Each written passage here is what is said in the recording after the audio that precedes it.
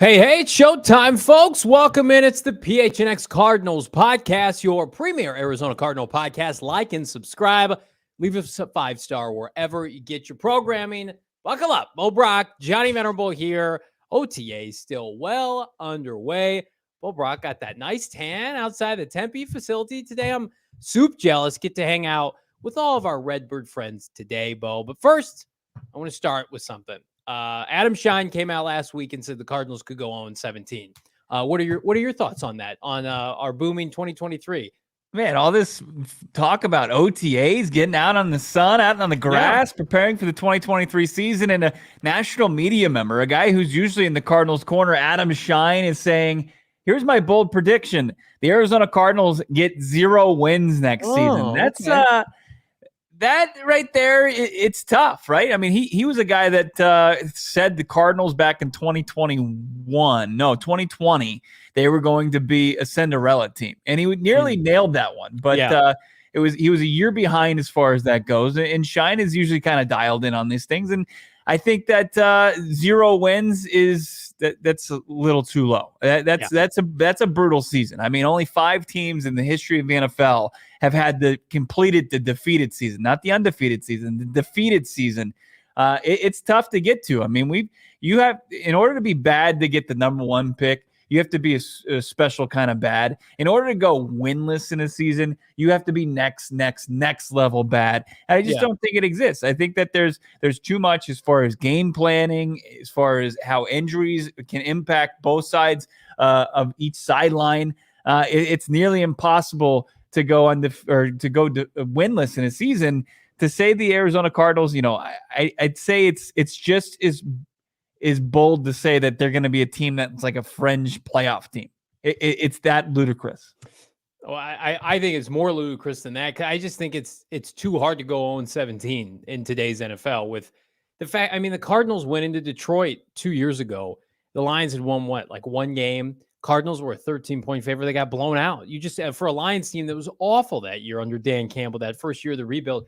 You just never know how players are going to react, and that kind of leads us into our show topic for today that was teased. It's like Adam Shine's predicting the Cardinals to go 0-17. Vegas, our friends at BetMGM and otherwise, are saying the Cardinals aren't favored in any game this fall. So it's like, okay, but people are saying the Cardinals are going to have the worst record in the NFL. I don't succumb to that. I think there are other circumstances at play with other teams that could lead them down that path. It's very difficult. As you've mentioned many times, Bo, Houston purposely tried to tank before the season last year, and they almost got the number 1 pick, but they blew it in week 17. You don't know how folks are going to react. So my question for you, as we kick off this conversation, I know my answer, but I'm going to ask you this. What would have to happen for the Cardinals to have the worst record in the NFL and to have the first overall pick? Give me like 2 to 3 bullets in your opinion for this team. If we fast forward, it's January 2024. I think the chat will tune in with this. I mean, I think everybody knows the number 1 way that happens is if Kyler Murray is basically unavailable the entire season. Correct. And I think that's something that you and I believe is not a reality. That there's so much as far as what the organization needs to find out about Kyler Murray, what Kyler Murray wants to do to answer a lot of critics and he'll have a heavy chip on his shoulder.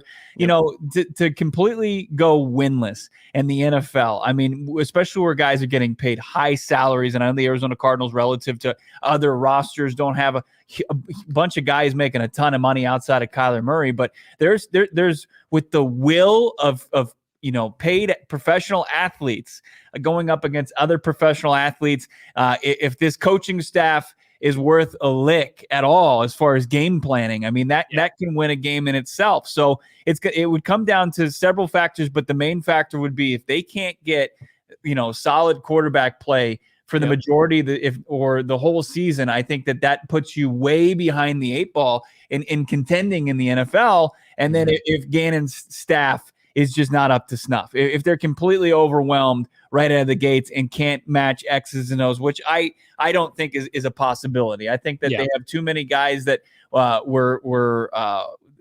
they were commodities during this offseason, during the coaching carousel, and are viewed as up and coming rising stars in this league. That a Nick Rollis could win you a game potentially schematically, defensively. We'll see what Petzing has offensively and what he has to play with. And then Jonathan Gannon. I've been impressed by Jonathan Gannon, and as far as the guy who's the architect of this roster, finding some diamonds in the rough, whether it's the draft or whether it's, under the radar free agent additions. I think that it would be pretty far-fetched for this team to not at least enter the win column 1, 2, 3 times. Yeah, there's some really good comments in the chat. You guys keep them coming. Jalen Blair, going winless is so damn hard. Cards had the worst offense in the last 20 years. In 2018, still won 3 games. Yeah, absolutely. And great point. That was the worst Cardinal team of my lifetime. There might have been other teams with equal records. That's the worst on-field product I've seen. And they went to Lambeau Field. I was there that day. Chase Edmonds had 2 touchdowns, and they beat Aaron Rodgers. So you just never know. Z Professor, $5 super chat. JG brings that confidence. K1 seems to be bought in. I just don't see them coming out and flopping 100%. I think a lot of people are of the mindset, you can't go further south than what the Cardinals were last year with Cliff Kingsbury, where they were just so egregiously underprepared for every game. And I get it, the roster is worse. There's no J.J. Watt. There's no Byron Murphy. There's no Zach Allen.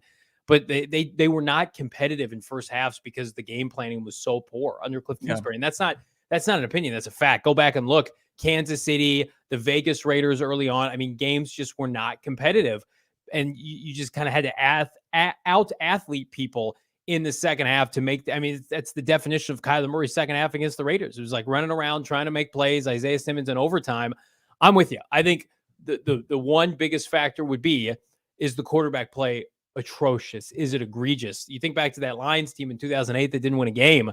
They cut John Kitna early for some reason, and he had been a starter for them and won them some games. So they tried to coax Dante Culpepper out of retirement.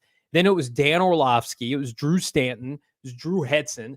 I mean, like that to me, that's a group like if Colt McCoy goes down, he's their John Kitna, and then Orlovsky and Jeff Driscoll are like the same player to me.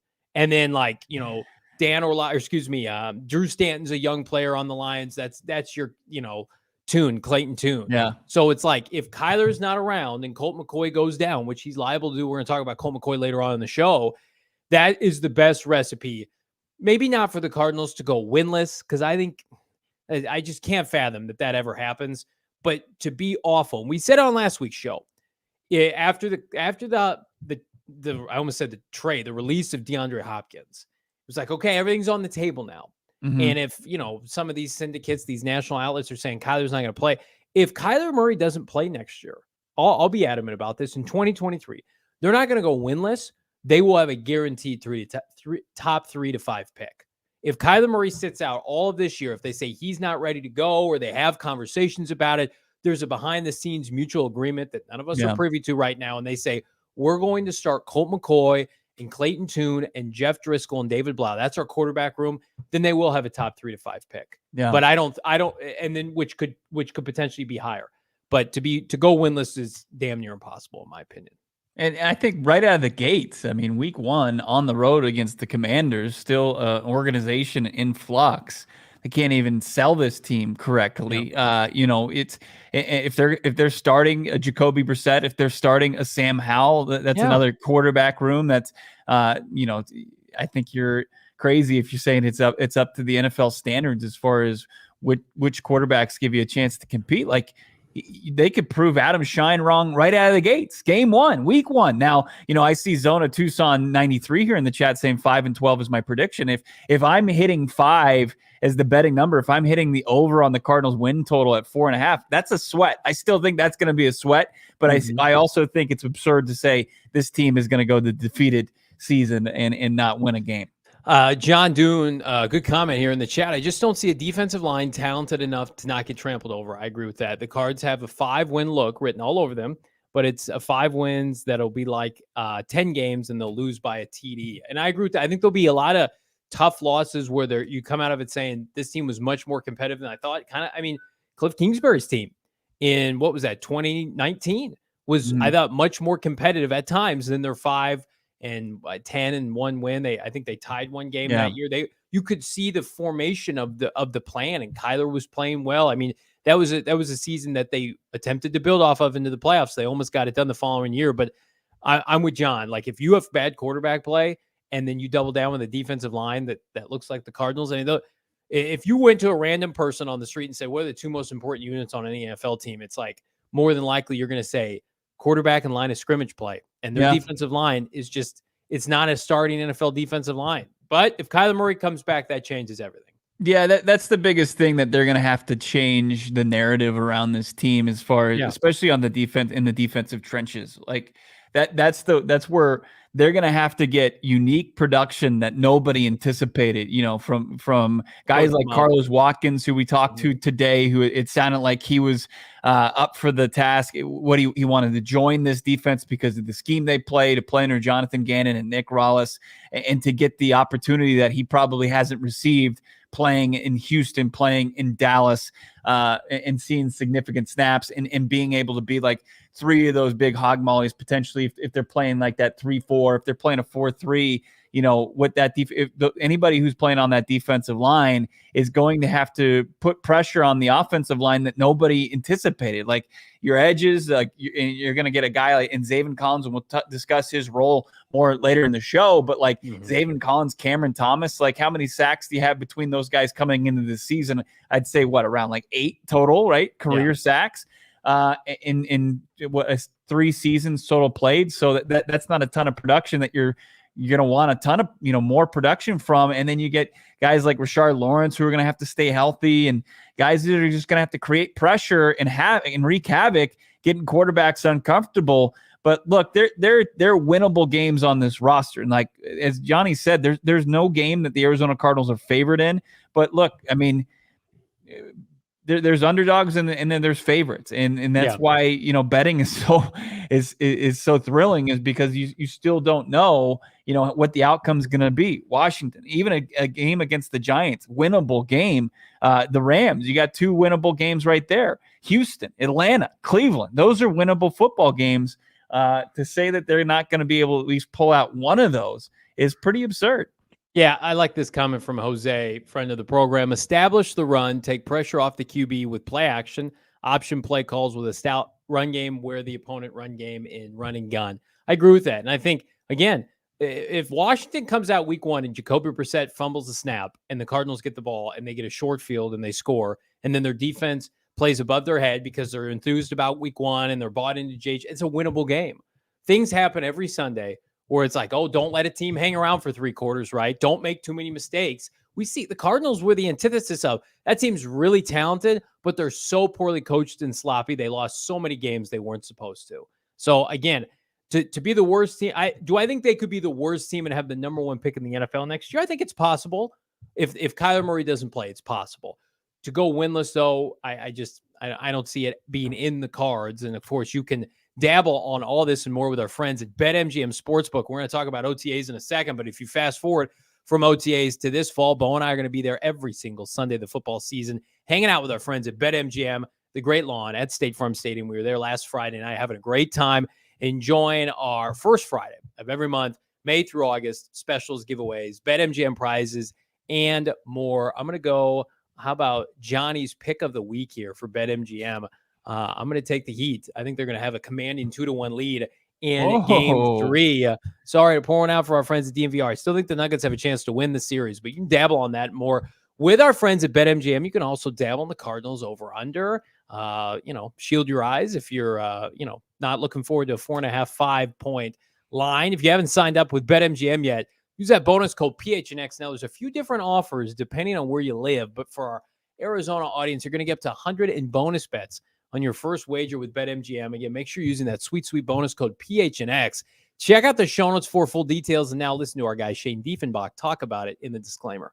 Disclaimer, 21 plus to wager. Visit BetMGM.com for terms and conditions. U.S. promotional offers not available in Washington, D.C., Mississippi, Nevada, New York, and Ontario. Gambling problem? Call 1-800-GAMBLER. Colorado, D.C., Illinois, Indiana, Louisiana, Maryland, Mississippi, New Jersey, Ohio, Pennsylvania, Tennessee, Virginia, West Virginia, Wyoming. Call 877-8-HOPE-NY or text HOPE-NY 467-369, New York. Call 1-800-NEXT-STEP, Arizona. 1-800-522-4700, Kansas, Nevada. 1-800-327-5050, Massachusetts. 1-800-BETS-OFF, Iowa. 1-800-270-7117 for confidential help, Michigan.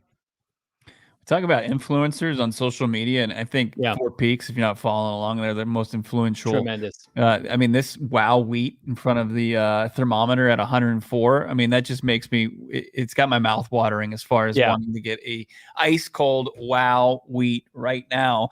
You got to be following Four Peaks Brew and at Four Peaks Pub on Instagram, because right now they got a great opportunity for you to win D-backs 4 seats from Four Peaks.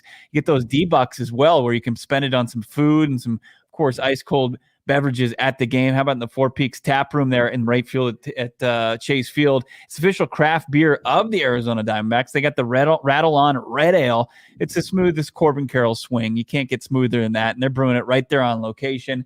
They also have, we got our Redbird lager that's going to be in full effect this fall when we're going to be doing our tailgates out at BetMGM Sportsbook.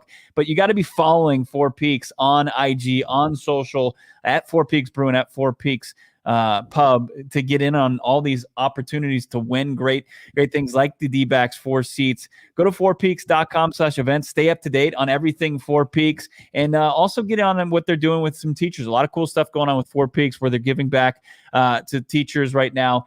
Kids are home for summer, so let's thank the teachers. Check out what they got going on. Four Peaks, forteachers.org. You can nominate, donate, and reserve a kit for Teacher Tuesdays.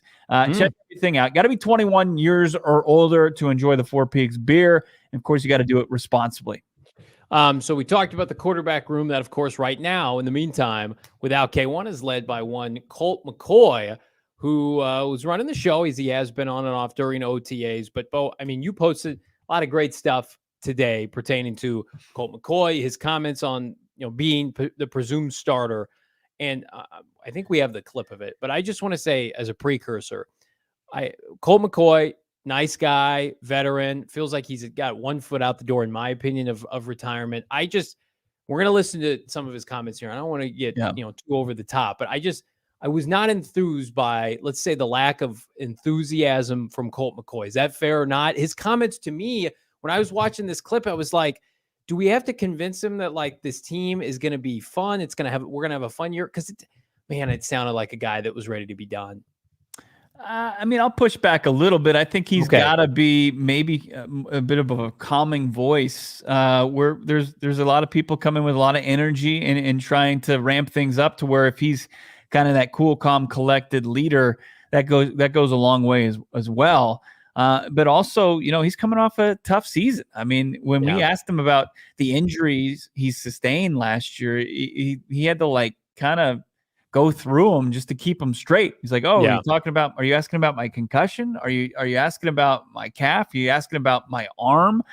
He addressed all of those injuries, and then he addressed, as far as whether or not he wanted to play this year. He talked about, basically the idea of having to learn a new system. And you're like, you're going to be 37 years old going into this season in September. Is that something you want to deal with? But so we just basically ended up coming down to what made him come back. And this is Colt McCoy talking about retirement. Are you talking about the concussion, or are you just talking about the elbow? Or yeah. I think at this point in your career, when you played this long, I think there's always an evaluation process that you go through in the off seasons, and I felt like the orthopedic guys here did a great job with me. I think that the training staff did a really nice job, and we all put together a great plan. And look, I think I told you guys last year, opportunities to play in this league don't grow on trees, and I understand the situation that we're in, and I still want to play, and I still feel confident that I can play. And we're working really hard to learn this new system, this new scheme, and the reps that we get right now are so valuable as we go through this program and mini camp next week, and as we get into training camp, I feel like my body's just ramping up to be ready for another season. I mean, it's not gonna get everybody pumped at a pep rally. I agree with that, but I don't know. I mean, he still has that itch to go out and compete, and until you have to kind of respect that warrior mentality that he's going to be pretty much you're going to have to take him off that field. Colt McCoy is under contract for one more year, and I expect the Arizona Cardinals to kind of wring out that washcloth as far as any playing ability that he has left. Well, and to be fair, that was not the clip I was referencing, although he didn't seem rather enthused in that clip either. You can find it on our Twitter, PHNX Cardinals, and it's Colt McCoy kind of giving a status update on his health. Yeah. And again, it's just kind of a I'm alive. Right. That's It's like a melancholy response, and just, the ins and outs of, I can't imagine Kyler not playing, but I don't know when he's going to be back. And it did not get me. I would be fired up to see Clayton Tune be like, I just can't wait to tackle this job and do everything I can to help my teammates win in September. And again, I know that right now Colt McCoy has deserved the opportunity to start over Clayton Tune, but I have seen enough aging players in this league, especially for this franchise, where it's just like, what are we doing here? What's the point? Yeah. But to our original point of what the show is today is like, does Colt McCoy give them the best chance to win while Kyler Murray is out? They think yes. So they don't have a catastrophe season on their hands. Here's what I'll say, and I can't really say too much about the closed portion of practice, right? Because there's a certain amount of time, about a half hour, where we can, all the great videos you see at PHNX_Cardinals on Twitter from my account. I'm free and available to record those shots and post them, and then they shut everything down, right? And there's a closed portion. I will say Colt McCoy was the best quarterback today by a lot. Okay, well, there you go. For all the idiots like me out there, just play Clayton Tune week 1 against Washington. Just see what happens. So we got Colt McCoy reluctantly committing to be the starter, in my opinion. But we also heard, I'll take a couple $1 million. I guess I'll do it. At least it's not for Cliff Kingsbury. But then we heard from somebody I think we are a little bit more encouraged on, and that's Zaven Collins, who before we get to that, I think that we have Colt kind of breaking down what the offense is going to look like. Okay, yeah, that's good stuff. It takes a little bit off the shoulders from what we saw and what was expected of the backup quarterback to play in place of Kyler Murray. Of course, we've seen Colt McCoy play 6 games the last 2 seasons. And I think this offense is a lot different. And Colt kind of gives us some insight on what the new Arizona Cardinals offense is going to look like in 2023. Yeah, I think James will be good in this system. There's a lot more, we stayed in like 10 personnel, 11 personnel a lot, right, with Cliff. And that was sort of our identity. I think here, we'll implement more 2 tight end sets and running the football and having more like checks and alerts and things like that will get James going. Hopefully, get him in the right looks. And the offensive line has done a tremendous job this offseason. I think that's been the best part of everything is Clayton has got those guys dialed into what we're doing, who we're blocking, different fronts. We're seeing a bunch from Nick in the defense. So. The offensive line has done a really, really nice job this offseason with all the new stuff, and I'm really pleased with where they're at. Another thing where he's not he's not making any headlines with any of his quotes, but it has to get you excited, right? Doesn't the scheme get you pumped up after watching everything primarily come from the shotgun, and you're going to have a quarterback under center. You're going to have multiple tight end sets. You're probably going to have motion for the first time in a long time. It just seems like Drew Petzing is going to give Cardinals fans something that they've been craving for a while. And there isn't going to be a big emphasis on Colt McCoy to go out there and win a football game. Like he said, I think James Conner is going to thrive in this offense because it's going to be set up for them to ground and pound and really establish the run. Well, and again, if you've been watching or paying attention this show since February, and we had a chance to speak with some people at the Combine, this is what the offense was always going to be. It was going to be the complete opposite in a lot of ways from Cliff Kingsbury's offense, where it was predictable. It was horizontal mostly, right, to undersized wide receivers. They're big. They're more physical. That goes without saying. I think that's going to be a byproduct of Drew Petzing's offense. If you go and watch Cleveland last year, everything was north and south. The negative plays were limited. And I think that's going to be key for the Cardinals because not every Kingsbury's motto, it felt like we got to score on every possession, and then it backfired on when the Cardinals couldn't move the ball at all. Whereas Petzing and company, they're going to be more methodical, where it's like, okay, we know we don't have to score here, or maybe it's not realistic, but can we get a couple first downs? Can we control the clock? Can we play change of possession, change of position on the field? They put a lot of emphasis on special teams this offseason. we all expect them to run the football. This is going to be an offense that we've talked about, Bo. It's going to be a combination on early downs of San Francisco and Cleveland, an emphasis on Cleveland. And so James Conner is going to, get his price tag at $10 million this year in tune of probably the most touches, if he stays healthy, that he's had since his time in Pittsburgh. And then we've, emphasized shotgun plays on third down, probably emulate what they did in a little bit in Philadelphia last year. And I think a lot of that comes when Kyler Murray comes back. But no, it gets me excited. I to see a modern NFL offense with multiple tight ends and north and south and big physical receivers. Yeah, I think what we've all been clamoring for. Now, the question is, can Colt McCoy, to your point, 37 years old, pick it up and be ready to go to play at a high level come September? Yeah. He's got plenty of time now. I do think that it would be wise for them. And this is what always frustrated me with Cliff is, he would have a game or a possession or two with Colt. It would look really good, the short intermediate throws. And then they would get too cute and they would get horizontal, or they try to go for the big play selfishly. And Colt just can't do that. He can't extend the play anymore. So it's got to be quick 3 to 5 step drops, throw to the open man, get down, right? And then for Colt McCoy, I think that's going to help him, his longevity, not past this season, but just to get through this season. If you're having Colt McCoy throw 50 plus times a game, robust 7-step drops, or put him in the shotgun and let people tee off on him, he's not going to make it to Halloween. So I think they have an idea of, okay, Colt McCoy, if he's our guy for a third of the season, 2/3 of the season, this is what it's going to take to keep him upright. I don't mind it. Doesn't bother me at all.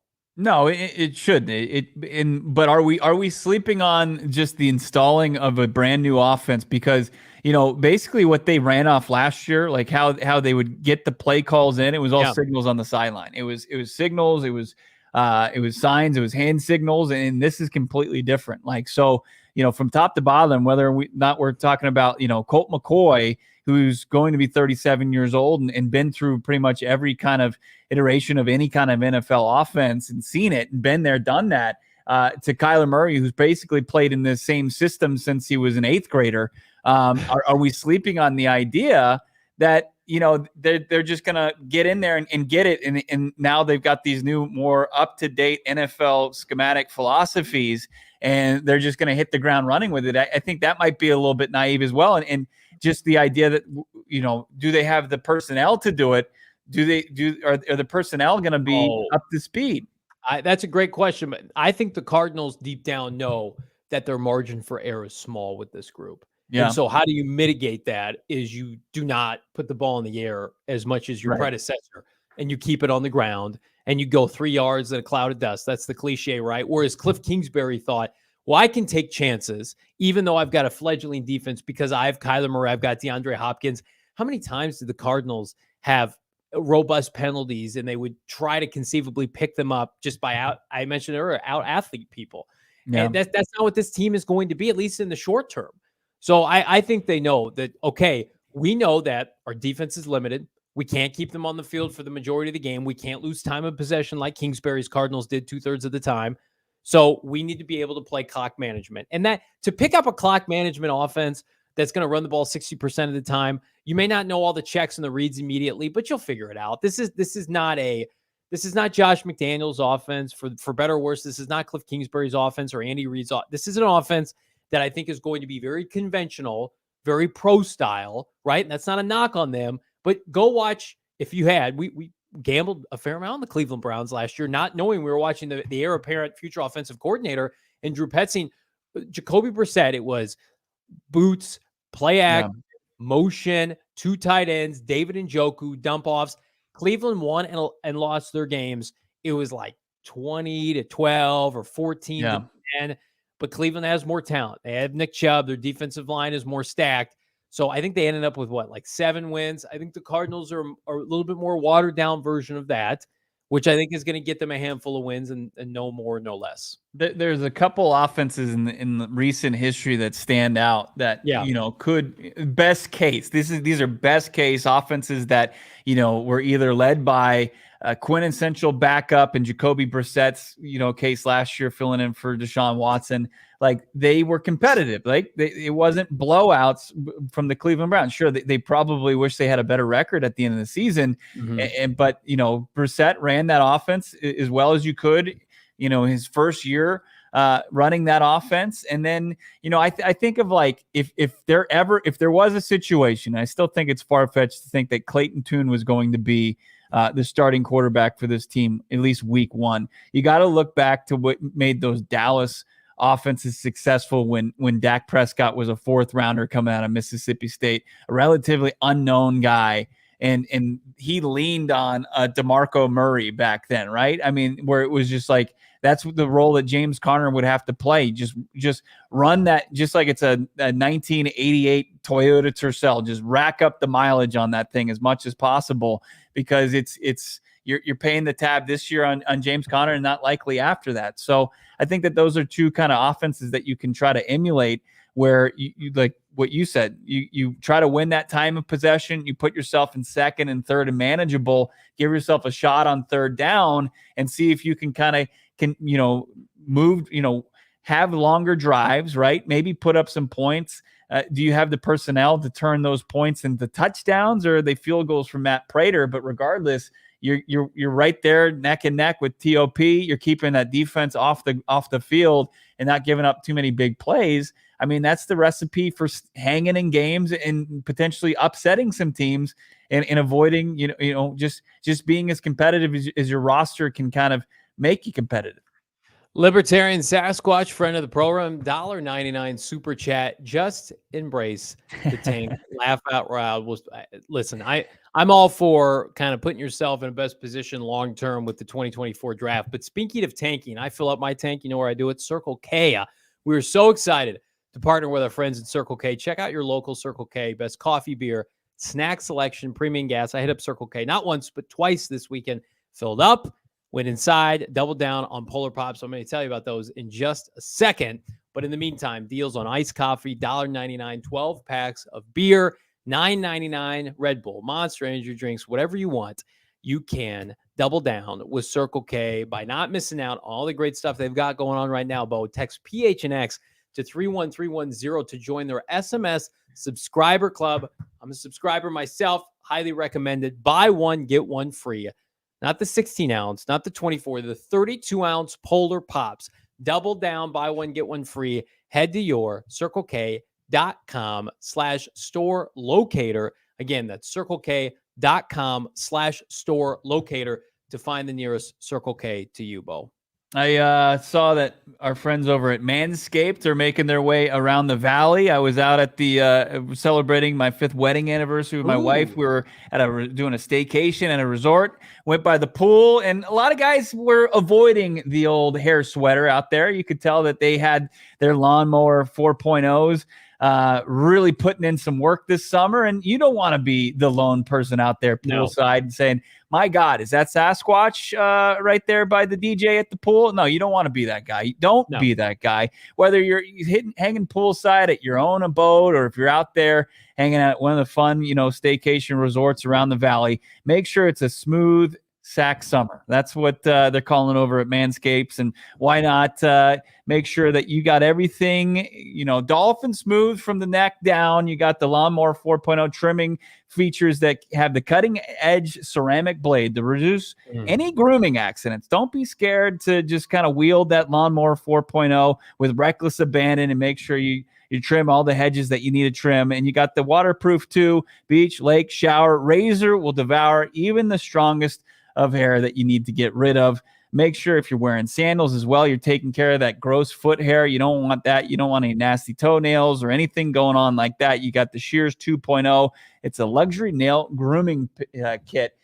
Anything you're looking for as far as to make, your temple, look as top notch as possible. Our friends over at Manscaped got you covered, and we got 20% off for any PHNX viewers, listeners. Use the code PHNX at manscaped.com. Get 20% off with free shipping using that code PHNX at manscaped.com for that smooth sack summer, boys.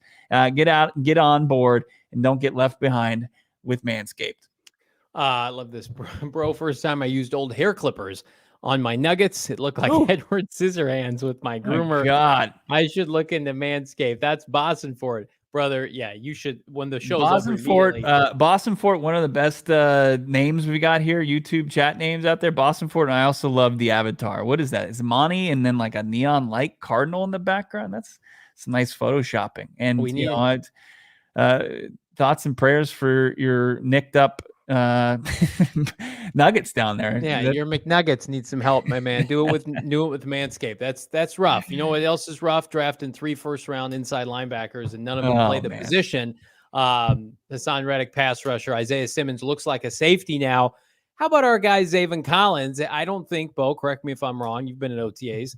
The big man, number 25, has he participated in any linebacker drills, or is it strictly outside linebacker pass rusher these days for the former 16th overall pick? I mean, we talked to him today, and you'll hear from Zaven himself, but like he's kind of trying to downplay the position change. I mean, we're seeing him with Rob Rodriguez, who used to coach over at ASU and then made the jump to the NFL levels with Gannon's coaching staff here, and he's working one-on-one with Zaven Collins as far as his pass rush technique. And Zaven saying, I was rushing the passer a lot last year. It just looked different under a different scheme. And I don't know. I find that my lie detector is going off. I think that he is definitely poised to get after quarterbacks more often than not. Darren Urban, who covers the team for their on their website, azcardinals.com, asked him right away, you anticipating racking up the sacks? And he pretty much came out, that'd be, you always want to get to the quarterbacks, but then kind of got into, this is Zaven talking about what his role looks like and similarities and maybe not so similarities from his role in previous years. I hope. Yeah, that'd be crazy. No, definitely want to get after the quarterback a little more than I did last year. But yeah, a lot of sacks would be nice. Faxing the Q is always a good thing on defense. I mean, it's similar to how I played on it last year during certain packages, and then, playing off ball on some too. Working more of an edge, not really edge aspect, but outside linebacker aspect is helpful. But I also, since I dropped so much last year, and then some of the guys who haven't dropped a lot because they kind of were always rushing when they're in, they were going. Being able to teach them and talk to them about, what kind of routes are we going to get versus, post safety, split safety, what are we going to get? This is how it's going to work, how we're going to pass things off, where our eyes should be, those things, all the reads and keys. Helping them do that is nice too. So then everyone kind of has a feel for each other when you step out there. You don't have to really be like, guide a receiver all the way back to make sure this guy has it. He's going to be there type of deal. So it's nice. So you're still anticipating dropping back in coverage. And, like you saw a few times last year, if you followed Philly's defense, like you saw Hassan Reddick do that. Yeah. I asked him, is he watching a lot of Philly video? And of course he is.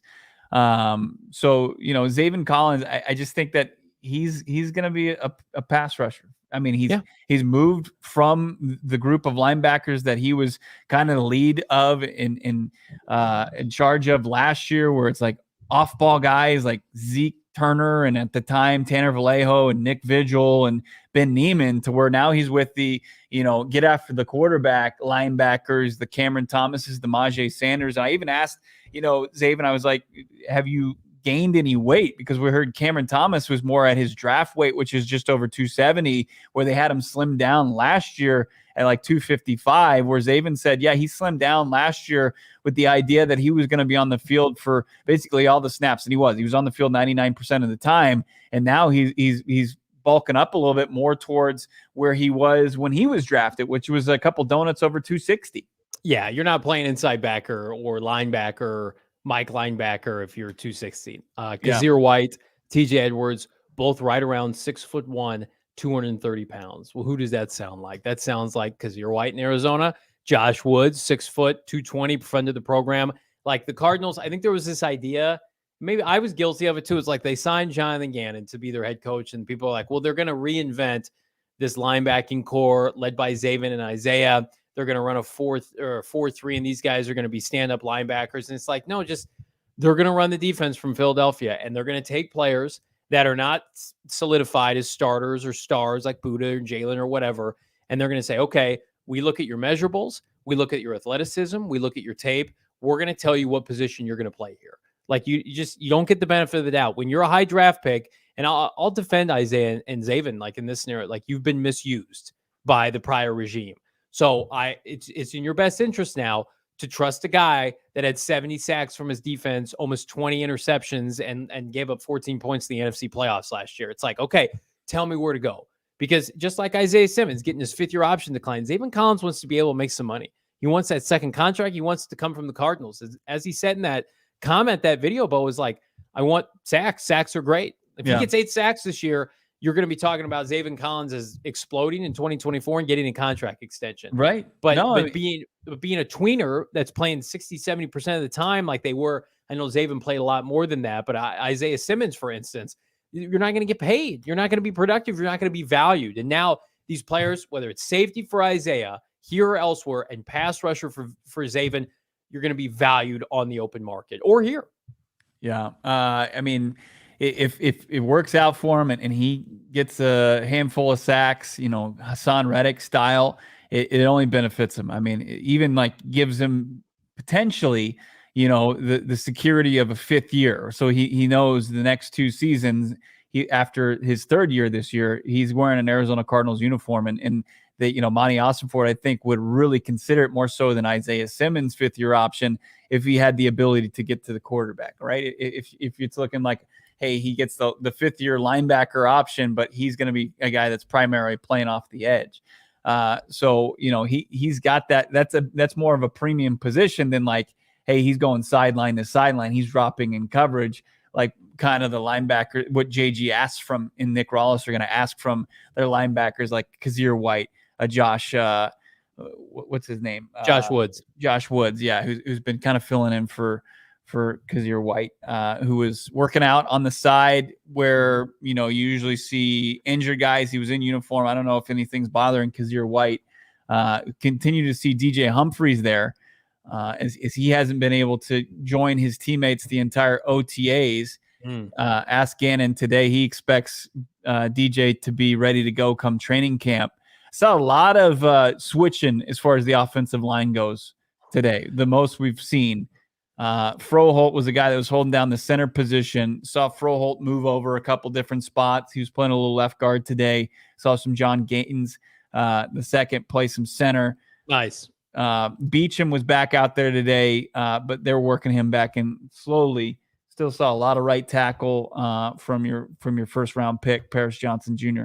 Well, and I think again, huge mistake to not continue with that. I you know, I've heard the story before. You know, DJ Humphries will be ready on X date. DJ Humphries is a target in mind, and DJ Humphries is on the injury report again. DJ Humphries is inactive this weekend, and again, I just don't have a ton of allegiance for. If I'm Jonathan Gannon and Monty Ossenford for these older players that, for better or worse, are affiliated with the prior regime that could not stay on the field. Like Beecham, you know, we've knocked on him. Why is he being brought back? He's ripped Kyler Murray. He's making the vet minimum. At least you can count on him to be out there every Sunday. And he did play a lot of left tackle before he came to Arizona. Actually, he was mostly a left tackle. He played and was drafted by Pittsburgh and was a right tackle briefly and then played left tackle for his career for the New York Jets.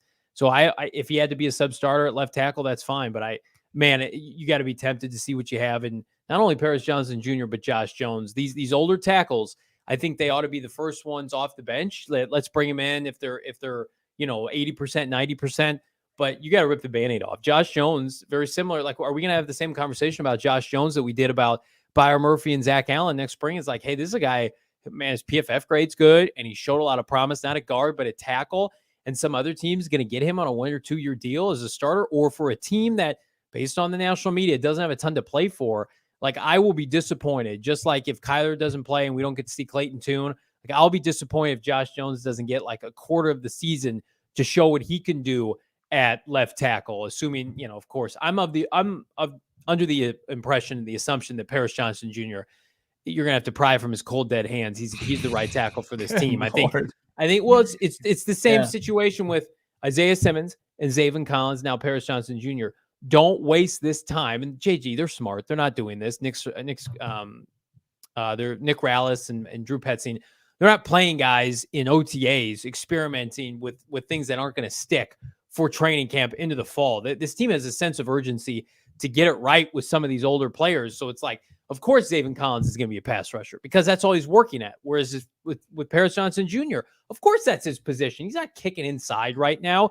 Could he in a pinch at a desperation? I guess. But, man, we talked about it last week. Like, who are the top 10 most, MVP or the highest level players on the team right now? What's your most valuable entity outside of Kyler Murray and Budda Baker? It's your 6th overall pick. So play him in his natural position, please. Yeah, and your second round pick continues to be sideline BJ Ujulari. I see Jean Paul asking in the chat, was BJ present? Ujulari was there. He continues to wear his practice gear, but is not participating in drills. I don't know if that's, JG said last week it was because he was nicked up. And Howard Balzer continues to point out, like, there's only seven second rounders that have been signed so far. Yeah. Like there's as far as guaranteed money, like second rounders still have a bit of the guarantee, can get into the guaranteed money pool, where beyond that, you don't see a whole lot of guarantees. So there's a lot of negotiations, even with the CBA, that changed things a long time ago, that took out, holdouts potentially. I think you're going to see BJ Ujulari signed, relatively soon, as soon as the other dominoes, it's only back end of the second round guys who have signed deals essentially. So we'll see what happens and if they'll get them on the field by mandatory. If not, maybe they'll just hold them out until actual training camp begins at the end of July. So BJ Ojulari not practicing yet, but a certain wide receiver out of Stanford continues to practice and looking pretty solid in the process. But before we tell you that, what else is solid to great? Go PHNX.com. Become a diehard. Grab some free gear from the PHNX merchandise locker every single year you're signed up to become a diehard. One hat and or shirt for free. The exclusive member Discord, 100% of articles unlocked. Gerald Bourguet, Howard Balzer, the PHNX Cardinals beat reporter. Slam that promo code Howard, HOWARD. There's no better time, but I've been telling everybody, become a diehard right now at GoPHNX.com, just in time for the football season. All the perks, all the content. You're ready to rock and roll. If you want to set yourself up, just like the Cardinals are setting themselves up for prolonged success, you're setting yourself up for prolonged success with PHNX. PHNX, the go hard, die hard at GoPHNX.com. Do not miss out.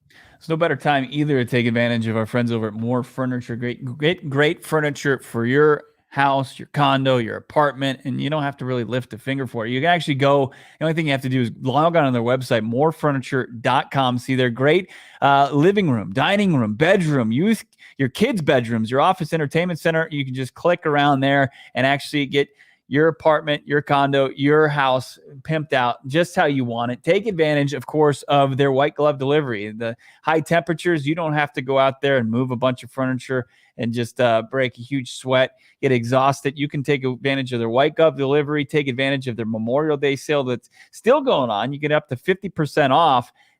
More Furniture, it's the saving big on the best furniture in the Valley. When you head over to their website, morefurniture.com, some really good looking furniture for great prices. Morefurniture.com. So Michael Wilson has gone from, who's this? What's happening? Wasn't he hurt? To, hey, this might be the most impressive rookie of this class thus far, along with Paris Johnson Jr., the 3rd round pick. Bo, you posted some highlights on your Twitter. We've got some highlights at PHNX_Cardinals on Twitter.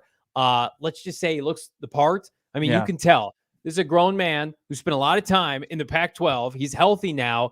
And is he a force to be reckoned with? What can you tell us about number 14 that should get everybody enthused about potentially hitting on a wideout for the first time in a long time? Yeah, he's quick off the line. He's precise in his routes, and he's big and physical. And I think that's something that this receiving core has lacked for a long time. And when you've got Hollywood Brown and Kyler Murray away from the team, and they're celebrating, and this is voluntary, so there's no knock on those guys not being here. But with that becomes opportunities for guys like Michael Wilson to continue to carve out a role. Now, I was trying to get a little bit from the head coach Jonathan Gannon today, and I said, "What have you liked from Michael Wilson?" Because we heard Jalen Thompson, a guy on the defensive side of the football, kind of wax poetic about Wilson once you figured out, that was the guy people were trying to cover, number 14. But JG was just like, he gets open and he catches the football. A real simplistic, breakdown of it. But what more could you ask of from Michael Wilson? Now, we talked to Colt McCoy, who was answering a question kind of about Clayton Tune, and he liked what he'd seen from Clayton Tune, but also kind of said he was trying to have that just that nonverbal communication with Wilson, and maybe there was a couple hiccups here and there as far as between him and the current Cardinals #1 quarterback, and he wasn't getting Wilson to zag when he wanted to zig, or to zig when he wanted to zag. And those are just kind of, the lumps that you're going to deal with having a first-year player. But everything else we've heard from Michael Wilson is that the Arizona Cardinals got a steal at the end of the third round when they selected him 96th overall, or 94. Was it 94th overall? 94th overall. I mean, it was they traded down with their third round pick into day 3 that netted them Jonathan Gaines. So that this was their last pick. They had 3 picks on day 3 in the draft, and this was the one, including myself, that left a lot of people a little bit confused. It's like, oh, another wideout, and then this time after you take Garrett Williams, that was already hurt at the collegiate level, you're going to take another hurt player. And then, ignorantly, I went online and you start to do a little bit more research, and it's just like, this is a guy who, I think it was Phil Simms I told you about, had him as a top 5 receiver in this draft, and said definitively, had he not been hurt, he would have been a top 40 to 50 prospect. And you would have heard more about him. And that it's one thing to say that. And I love all the draft pundits that say, though, this is a great pick, this is a steal, I'm excited. But you don't know. What matters is, can he do it against NFL competition? And that's why you reserve judgment, better or worse, until, I know the pads haven't come on yet, but like, you can see guys, can they play or can they not play, right? Maybe not line of scrimmage players, but does somebody look the part? Well, Michael Wilson right now at Cardinals OTAs looks like the player that was at the Senior Bowl, dominating every defensive back there. Now, can he sustain it? That's the biggest question. He doesn't even know that. Can he stay healthy? We hope so. And the Cardinals are due a break. But here's, I think, even bigger than Michael Wilson, this is what this tells me. If this pick hits, right, because we all expect big Paris Johnson Jr., left tackle for Ohio State, B.J. Ojulari went to LSU, was a 4 or 5-star recruit. You hit on Michael Wilson if you're Monty Ossenford. The credibility that buys you for he and Dave Sears is immense with Cardinal fans. It's the credibility that we once upon a time gave Steve Keim when he found and when he drafted John Brown and David Johnson. And then you look back and you're like, oh, he lucked into David Johnson. Oh, John Brown couldn't get another contract. This resets the clock for, hey, we have a guy who knows what he's doing in the draft, because this is how great teams are built. And we feel like this draft has a chance for the Cardinals to be great. Multiple starters, 1 or 2 Pro Bowlers. And if they hit on this kid, look out, because at the end of the day, you need skill player weapons in the NFL that are big and physical. And the Cardinals, they've had combinations of that, right? They've been big, but they haven't been physical. They've been fast, but they haven't been able to stay healthy. It's like, this kid's got all the tools. He would have been a quintessential top 50 pick had he produced last year at Stanford based on his attributes alone. Remember, DK Metcalf had 600 yards at Ole Miss that last year. He was banged up, inconsistent quarterback play, but kudos to John Schneider in Seattle. They saw what Keim and company couldn't see. Maybe that's Michael Wilson. Yeah, and I think Wilson kind of falls in line with a bunch of Stanford receivers that didn't earn or get as much run coming out of college that were solid NFL receivers. I think when you think about Doug Baldwin and that would be huge. And like George Pickens was a much higher pick than a guy like Michael Wilson. But I think that universally Wilson is receiving just as much love compared to what Pickens got last draft to Wilson this draft, where like Jim Nagy of the Senior Bowl, he was talking about him early in February when that was going on, and when he was in Mobile and he got the invite after suffering the collarbone injury to Notre Dame in his final season. And then you get guys that we've had on from Mike Renner to Sam Monson to Trevor Sikkema. All those guys love Michael Wilson. They think that he's the steal of the draft. And it's just like, I don't think they're just saying that to say that. I don't think they would get much run from hyping up an Arizona Cardinals late 3rd round pick. It's just they see what everybody else sees, the solid route running, the playmaking ability, the size, athleticism. That goes a long way. Yeah, and I think for Michael and for Cardinal fans is, let's not have him be defined by his inconsistent college play. You get 2 to 3 months under his belt and he feels like he belongs, and he gets into a groove with Cardinals, their coaching staff, the medical staff, the training staff in Arizona. It's like, that's who he is now. And we don't have to look back on, he underperformed at Stanford, right? And he took too long because he broke his collarbone, et cetera. Rip the Band-Aid off. And again, I read an article over the weekend. It was like, is Michael Wilson. It's crazy we're having this conversation. Is Michael Wilson now doing enough and poised to start opposite Hollywood Brown at receiver with DeAndre Hopkins gone? I mean, like, I don't know if I'm ready to go that far, but I think he's going to play. I think he's going to play 30, 35, 40% of the snaps that opening weekend. Number one, because he's talented. Number two, Cardinals they have no size at the position anymore. They have to play him. Yeah. I mean, when you look at what Cleveland liked to run out there as far as just the diverse size or lack there. I mean, they were all over 6'1", 6'2". Yeah. So there's a lack of size at the wide receiver position, and Wilson already, I think, has an edge over a lot of these big-bodied wide receivers. I mean, it's him and who else that are going to vie? Like Zach Pascal. Is Zach Pascal going to bump out and play outside where we've seen him play, at least 50% of the snaps in the slot? They're going to want to get size from the wide receiver position, at least in one of the starting wide receiver spots. And I think Michael Wilson has the ability to crack a starting lineup and shock everybody. Unbelievable. How many, real quick, I'll put you on the spot. How many rookies are going to start week 1 for the Arizona Cardinals? Man. I think, Paris Johnson obviously has the real legitimate shot to start there. BJ Ujulari, it depends on what the development of Zaven Collins, pass rusher, how that goes between now, training camp, and the preseason, and Cameron Thomas. I think they can be guys that could kind of stand in the way of BJ Ujulari starting, but he'll still see some significant snaps. As far as like true starters, I think that Wilson with Paris Johnson Jr. is probably the two, with BJ can enter that conversation with stellar play and stellar camp. But of the three of the top four picks, those guys have legitimate chances to start. It's a far cry from week 1 last year. We're sitting there, I'm checking the inactives, and old Trey McBride couldn't dress week 1 against Kansas City. And that's when you knew, hey, something's off here. And that garbage is going to be over with this new regime. Speaking of the old regime and an old player for the Arizona Cardinals, it was funny. Zaven Collins, Bo Brock, he talked about J.J. Watt, as he's known to do, right? And J.J. Supposedly came at you on Twitter, tongue-in-cheek, mind you, about Zaven Collins' relationship with J.J. Watt. Yeah, so we had Zaven Collins was talking, and he's a good teammate, right? He knows that J.J. Watt is a legend of the game, and he's got this connection. He continues to hit up J.J. Watt. And I love that. Watt might have retired from football, but he didn't retire from giving his former teammate Zaven Collins shit.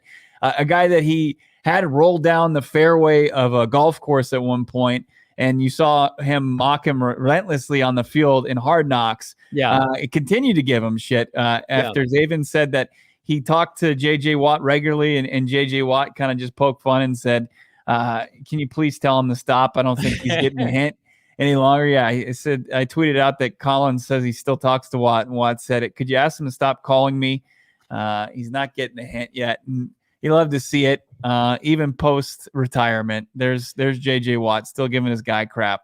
It's great, though, because they don't play the same position, but it's closer now, right? And the relationship was always – it was always Watt's defensive lineman, inside, outside pass rusher, and Zaven's the linebacker.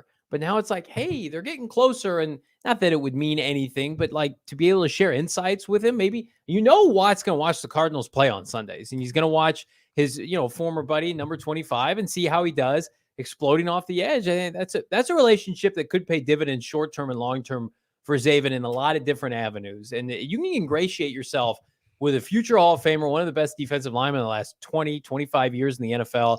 There are worse places to be. So I'm giddy about that relationship now more than ever. Not that I didn't care before, but the fact that, like, hey, JJ had 20-plus sack seasons. Remember that? It's like, hey, JJ had 20-plus sack seasons. Zaven could be wise to pick his brain post-game. Yeah. See Rath's Hammer asking about another pass rusher, and Jesse Lucchetta here asking, what have we seen from Lucchetta at OTAs? He's in that pass rush group, right? And he was there last year, but, as we see some guys transition around, still a late round pick from the previous regime. I think that's going to be tough for Lucchetta to kind of crack a rotation and really get the reps necessarily in training camp and preseason. He's really going to have to stand out. Another guy who J.J. Watt told a hilarious story about when Lucchetta had his wisdom teeth out and left him a weird voicemail. But Luquetta's out there. He's practicing. I mean, you've got guys between, and I'll ask Johnny here, and this is we'll see where he says it, like Zaven Collins, Cameron Thomas, Majay Sanders, Luquetta. You've got another player like Victor Dumakaji, who's very similar skill set to Luquetta. Like, if I were to kind of pressure you, who has the most sacks out of that group? Who do you feel like could come away with the most sacks? And great question. BJ Ojulari in that group. Yeah, I'll put him in that group too. I think it's probably, I'll give the benefit of the doubt to one of the 2 rookies from last year. And that's not a knock on Zaven Collins. I think Zaven Collins can prove his worth on rundowns early too. And I know that you're grasping for straws because he was a first-round pick, but I'm going to give Zaven some time to get his bearings about him. Let's give him a couple months. Let's let him learn the position. Cameron Thomas, this is his natural position. Majay Sanders, if he's able to be explosive like he was last year, maybe puts on a couple pounds, this is his natural position. And I think both of those players succeeded despite Vance Joseph and being neutered for the likes of Dennis Gardeck and Marcus Golden last year. So I will go flip a coin. I'll probably say Cameron Thomas leads the Cardinals in sacks. But again, I'm bullish on Zaven, Majay, Cameron, and then long-term BJ Ojulari. But that's going to be a foursome that's tough to crack for somebody like Victor Dumakaji or Jesse Luquetta. I think those guys, to your point, they need to have, like they did last year, strong preseasons, being able to be an impact player on special teams. But Zaven's a first-rounder, albeit from a prior regime. Cam and Majay are productive and cheap, and BJ was the first defensive player drafted by this regime. That's the depth chart right now. Those 4 guys, and everybody else gets in the back of the line. That's not leaving many opportunities for those guys. If they can get production from Zaven, BJ Ojulari, and Cameron Thomas, that would be an upgrade over what they were given last year, what they were showing last year. Well, and the Cardinals, they did that to themselves last year. Cameron Thomas and Majay Sanders you have to think immediately better scheme than what they had going last year. Their pass rush, what will be most difficult for it is playing from behind if the Cardinals do not have many leads. But they didn't have many leads last year. Can they get to passing downs with a run defense that is going to be very reliant on Rashad Lawrence to stay healthy, Watkins, as you mentioned, and then the inside linebacker play led by Kazir White? The defense, I think, will be further along than people anticipate because of how well coached it is. But the offense has got to carry the load early on because there's so many moving parts. And I mean, you can point north and south and tell James Conner where to run, and he'll run the football effectively, in my opinion. Tomorrow, is it going to be our first Tank Tuesday where we're going to be wearing our tank tops? Let's do it. We're tanking on Tuesday, every Tuesday. What are we doing this indefinitely? We just tanking indefinitely? I think so. And if we don't bring our tank tops, I say we have to turn that shirt into a tank top. Well, I love all my PHNX gear, PHNX Cardinals gear. I guess if I have some older shirts, because I have damn near everything from the merchandise locker, which I paid for, then I'll make a tank organically. I've got some tanks here though, and that we're gonna have fun with it because we are tanking on Tuesdays all season long. Yep, it's gonna be the gun show on Tuesdays here, but it's also the tank show. Can I wear my Shady Rays too on Tank Tuesdays? Yeah, it feels like that could almost go hand in hand to do a show with shades on. Are we talking about Shady Rays? I love my Shady Rays. No, we're not talking about it. Somebody put it in the chat, sunglasses too. And I'm like, oh, it's a really good idea, Hashir, in the chat. We're just going to be broed out. I think that's the play. I think Emma, are you joining? Producer Emma, are you joining Tank Tuesdays? Shaking her head, saying thanks but no thanks. It's gonna be a wild one. Make sure set your reminders. What you got to do is you got to subscribe to PHNX Sports on YouTube. Click that little bell in the upper right hand corner, and then you're gonna get reminded every time your boys go live for the PHNX Cardinals podcast, Bo. Yeah, you don't want to miss out on anything. We had that emergency podcast out of nowhere the Friday before Memorial Day. We went early. You wanted to know about it. You only had to be subscribed and set up for alerts to know about it. And of course, follow along on your socials at PHNX_Cardinals on Twitter and Instagram. Follow Johnny, myself, producer Emma. We got all the great content coming your way, including tomorrow, brand new episode at 4, more OTAs on Wednesday. It's a jam-packed week. It's just a normal June week here on PHNX Cardinals. You don't miss out on a single thing. Thanks for joining us today. We'll talk to you tomorrow. Brand new episode.